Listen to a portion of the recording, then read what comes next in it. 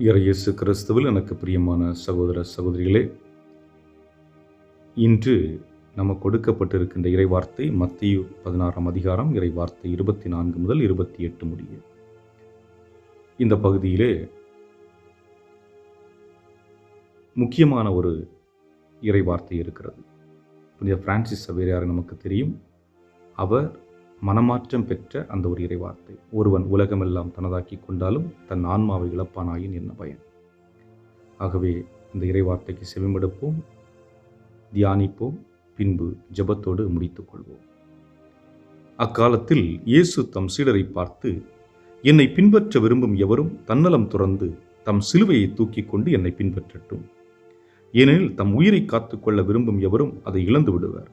மாறாக என் பொருட்டு தம்மையே அழித்துக் கொள்கிற எவரும் வாழ்வடைவர். மனிதர் உலகம் முழுவதையும் ஆதாயமாக்கிக் கொண்டாலும் தம் வாழ்வையே இழப்பாரெனில் அவருக்கு கிடைக்கும் பயன் என்ன? அவர் தம் வாழ்வுக்கு ஈடாக எதை கொடுப்பார்?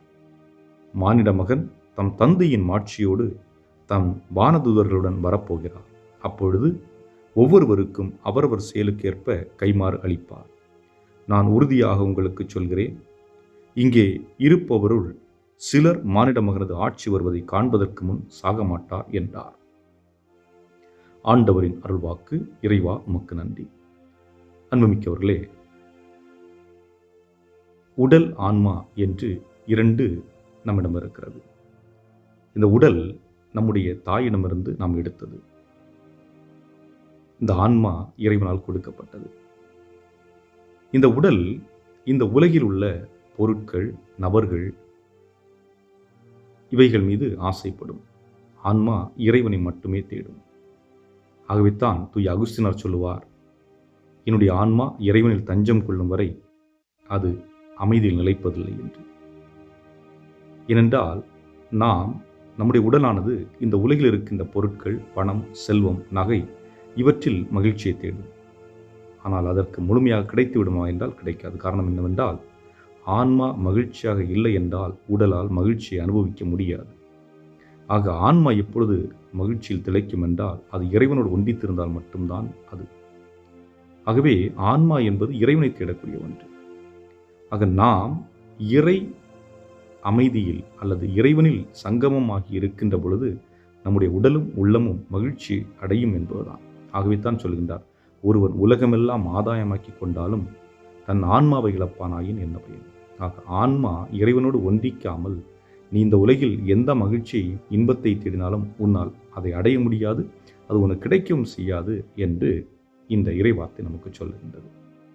இரண்டாவதாக பார்க்கின்ற பொழுது, என்னை பின்பற்ற விரும்பும் எவரும் தன்னலம் துறந்து தன் சிலுவையை தூக்கி கொண்டு என்னை பின்பற்றட்டும்.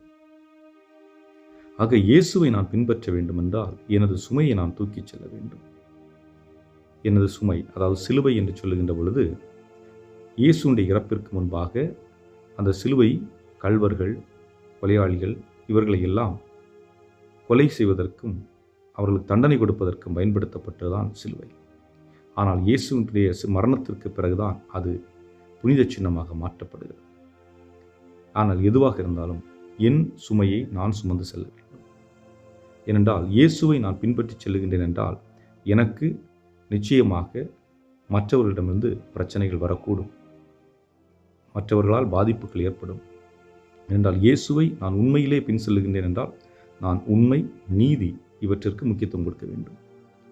நான் உண்மை, நீதி இவற்றிற்கு முக்கியத்துவம் கொடுக்கவில்லை என்றால் நான் இயேசுவை பின்பற்றவில்லை என்றுதான் அர்த்தம். நான் இறை வார்த்தையை போதிக்கலாம், ஆனால் இறை வார்த்தையை வாழ்வாக்குவது என்பதுதான் ஆண்டவர் விரும்புவது. இறை வார்த்தை யார் வேண்டுமானாலும் போதிக்கலாம்.